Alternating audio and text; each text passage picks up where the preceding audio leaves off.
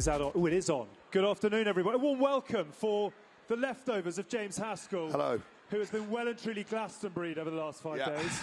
I've lost my voice, but good thing you're wearing headphones so you can sort of hear me. Yeah. If I pass out or look like I'm sleeping, I might well be. Yeah. Have yourself a can of Blackeye. Good afternoon, everybody. It's very nice to see you all.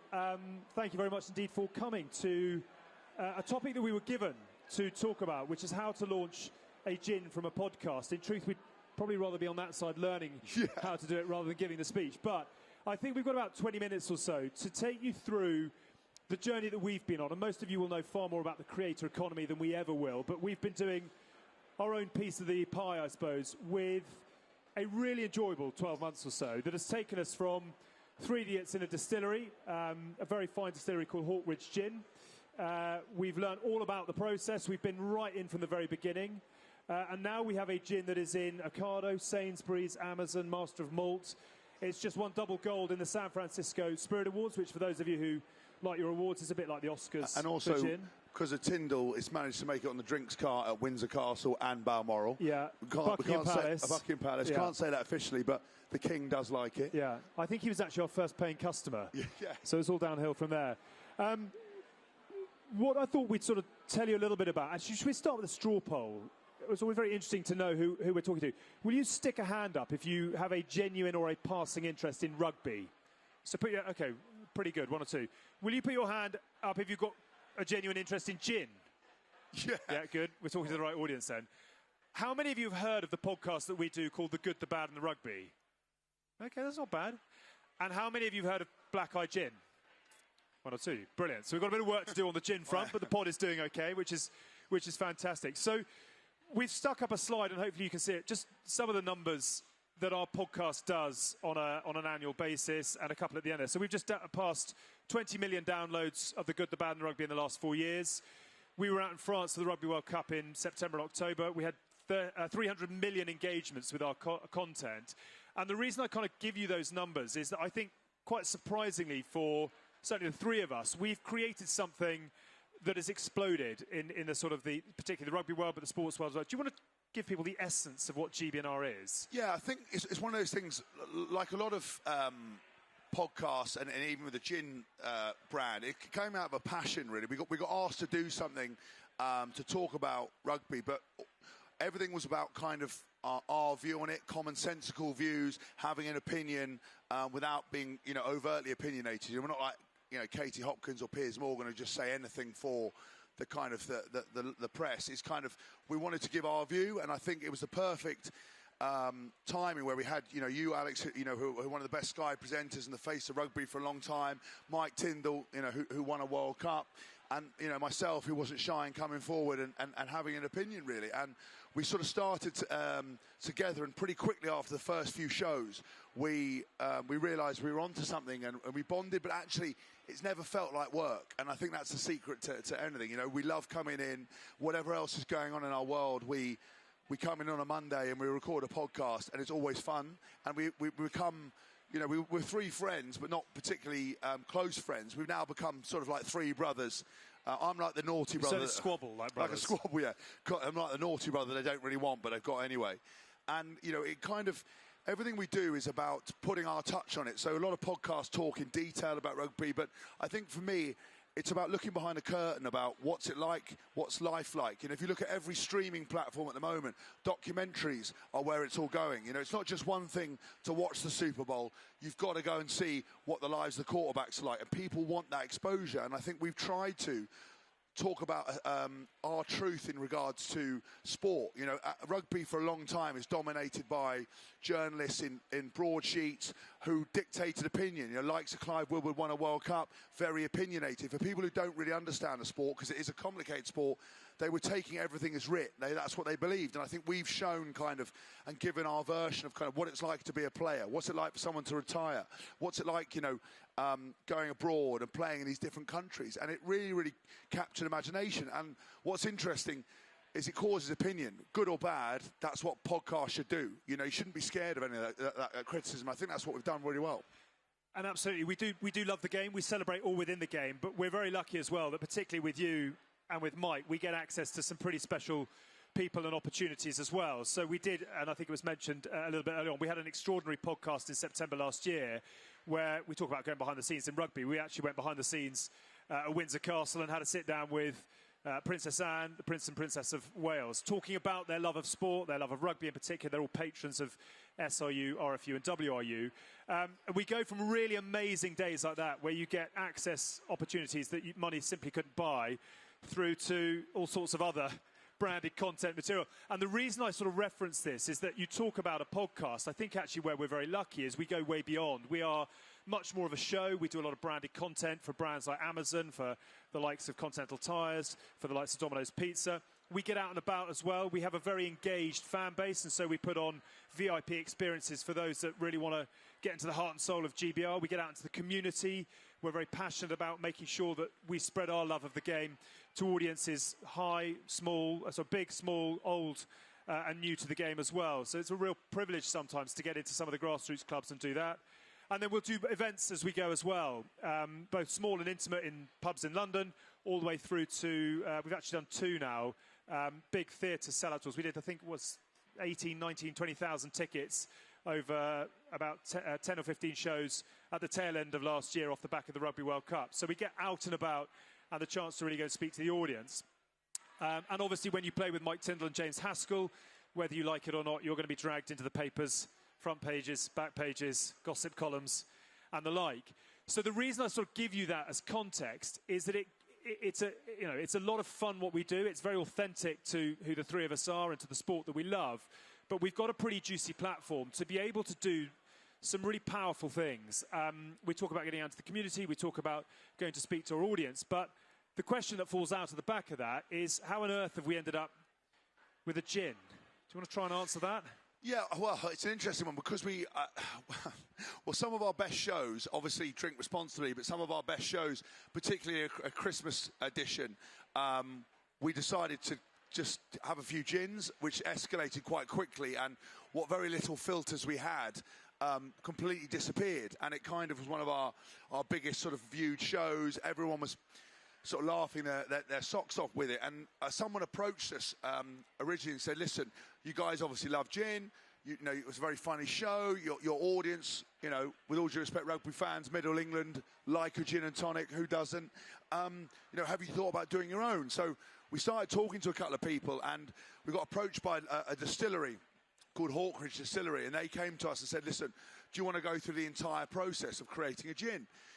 Do you like it? And one of the things I'm always a firm believer is, I talked about kind of, you know, enjoying what you do. You got to. Everyone uses this word authenticity. You know, and I'm not talking about authenticity where you see someone on Instagram filming themselves crying, you know, as if I've never had an argument or had a breakdown and thought, Christ, I need to film myself. That's not authenticity. That's utter nonsense. Authenticity is talking about what you believe and what you're really passionate about. We all like gin and tonic. We all, you know, I'm a massive tequila man as well, but I was shouted down. You got voted out. Yeah, I got voted out on that. And so gin was something that we really bonded over, and we went through this entire process. And ultimately, we wanted to make something that we loved, looked great, but tasted great. You know, there's nothing worse than, you know, celebrity endorsed products, albeit Z-list celebrities, that you know that they don't drink it and they don't like it. And from the very first moment we got involved in this, it was something that we absolutely loved, and we didn't know where we were going with it or what we were going to do with it. We just knew that we wanted to give back to the game, which you'll explain about later, make something that was amazing to drink and looked unreal. Yeah, absolutely. Interesting as well, the name. We spent quite a lot of time on the name, and we were talking about things like silverware and Triumph, etc. Yeah. Mike Tindall went skiing and I think had a couple of sherbets after his day on the slope, got on a toboggan, came apart at 45 miles an hour, ended up with a massive black eye, which is where the name was born. It's amazing how inspiration comes in many different channels. Because rugby gives you black eye, doesn't it? I mean, we did have a bit of touch and go because alcohol and black eyes can be a little bit tentative, but we managed to... Toes on the line. Yeah, toes on the line. But I think we got away with it. Because there was a couple, you said the silverware and a couple of other ones. There was a name we really loved as well. Because going through the branding process is very interesting. Kind of, you know, when you talk with branding people, they want to know about your discovery, your journey, what plays a part in it. I think it's really important because sometimes you take it for granted, you just like find the name, but it's got to mean something to you. And actually, rugby with the black eye, life gives you a black eye every now and then. And we, particularly at the time, go through lots of stuff. As I said, I retired, I become a father, I got separated. We've had all sorts of other bits and pieces, and every day's not always a good day. And it's quite nice to have that kind of juxtaposition between the good times, the bad times. But whenever you get a bottle of Blackeye out, it's going to be a good time. Yeah, you give them and you get them. And one of the things that we were very sort of passionate about, and that we are very sort of active in as a podcast, is making sure that we are doing, and we're not just sitting in a cupboard talking. So the purpose element of Blackeye we'll come on to. But one of the reasons we went gin, not tequila, is that there is a real propensity for gin within a rugby-loving audience. So this wasn't just a sort of suck a finger and stick it in the air. We actually did quite a lot of market research into what the opportunity was for a spirit brand within rugby. Beer dominates the landscape, but there are a lot of people out there who potentially will go to a game and actually want something other than a pint of Guinness. So we thought the opportunity was for a gin.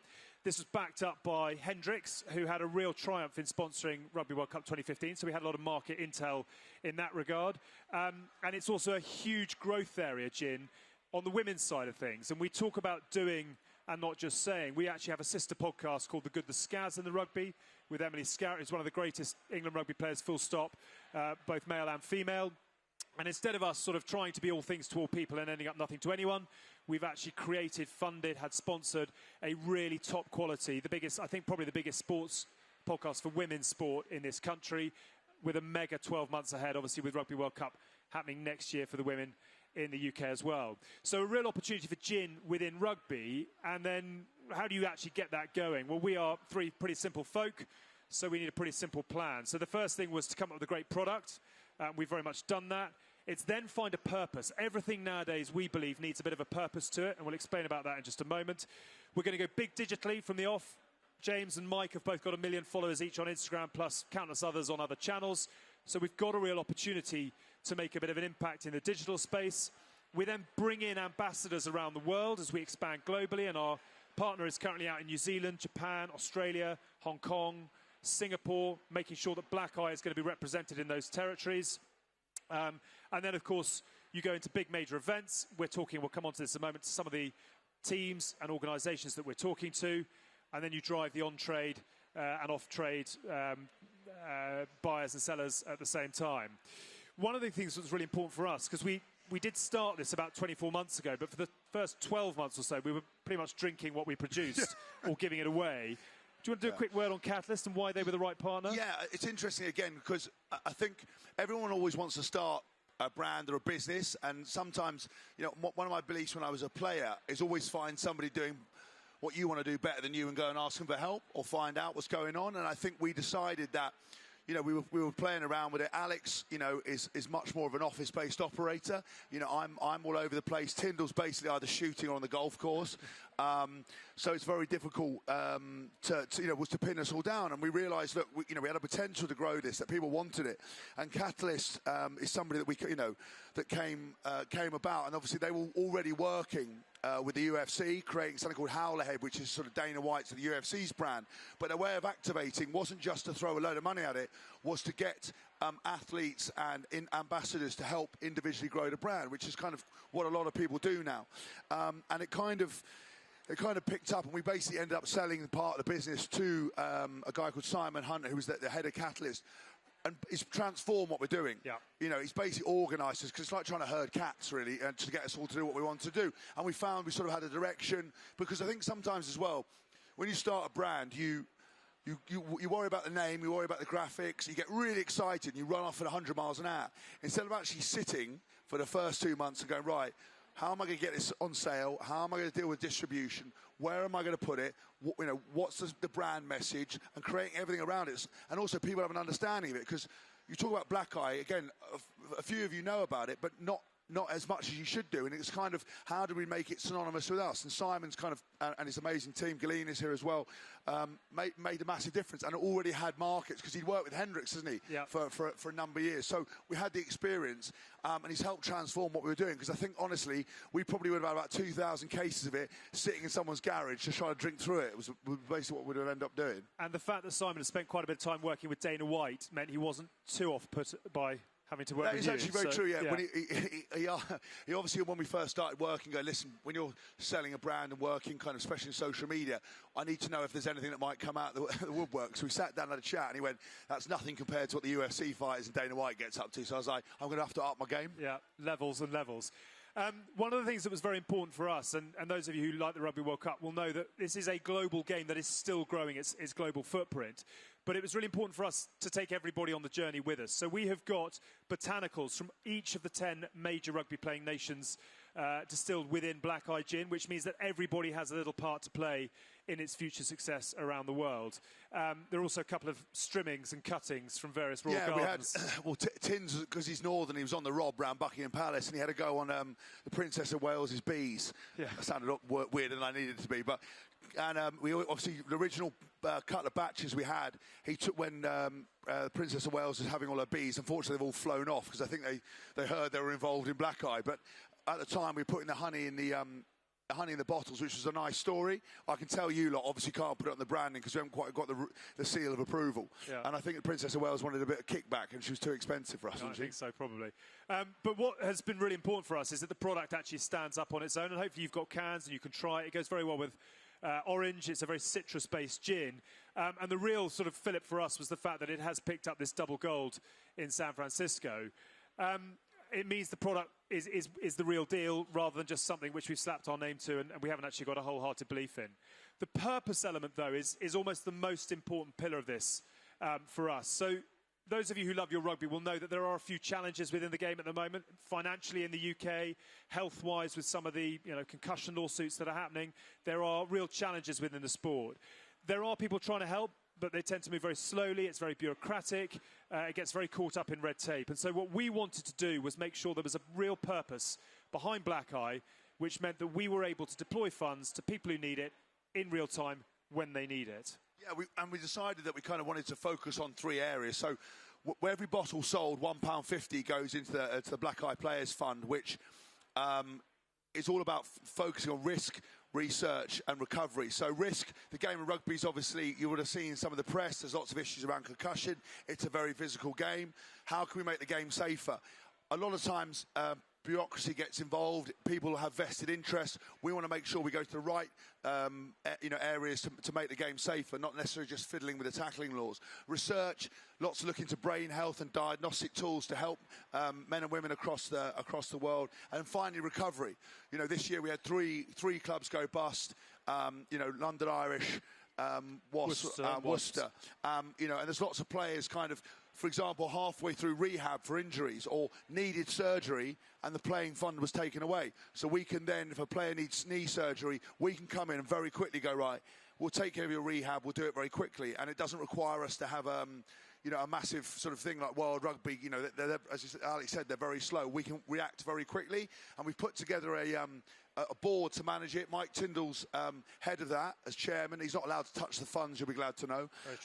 But we've got a load of kind of research from other people. We've got one of the world's best physios. We've got people who really care about the game, who want to just do it for the right reasons, not because it looks good. Yeah, and we're starting to put money into those that need it right now. And the photograph that you can see there is of Gary Street. And those of you who love your women's rugby will know that Gary helped England win the Rugby World Cup in this country. In France it was, in 2014. But sadly had a stroke at the tail end of last year. Is making a long and painful recovery from that. But we are able to put our first donation into his fund to help greats of the game back into, hopefully the normal strands of life that he would like to be enjoying. So we're sort of coming towards the end of it, really. The role that we have sits at the very front of the gin. It's catalysts who are absolutely unbelievable at getting us out into the right distribution channels, into new territories, US, Canada, as we mentioned, New Zealand, Australia, South Africa, France, etc.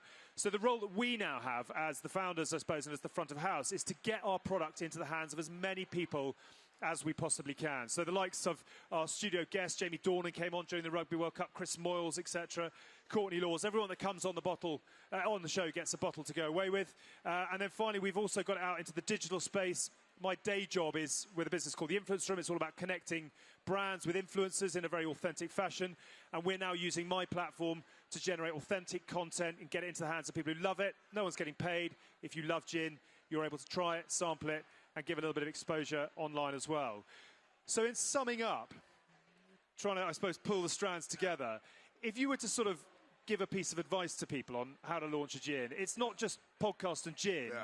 It's a real 360 approach which enables this to get going. Yeah, well, I think, especially in the podcast market now, very few podcasts make money, but some do. And you can go obviously two ways. You can very much commercialise it with brands and endorsements, or you can build an engaged audience. And I'd say before you do anything, whether it's launching a gin or whatever, you've got to look at, are people interested in it? Do people believe enough in you? Is your audience engaged enough, to want to buy into it? And I think for us, we started and got very excited and rushed off in a direction, as I said.